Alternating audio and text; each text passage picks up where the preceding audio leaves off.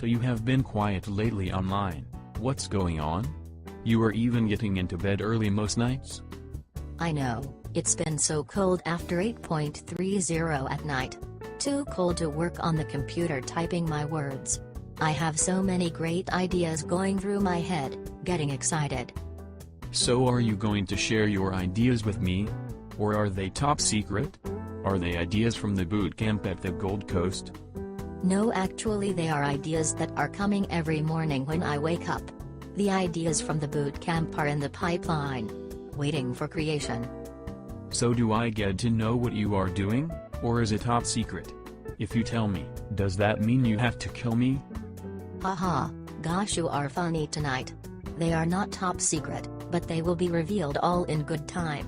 What have you been doing while I am too cold and in bed? I have been busy online, and getting the bus finished off. Looking forward to traveling and seeing Australia. So many great places to see. But I guess that we should spend time together. Yes, considering I was the one up late.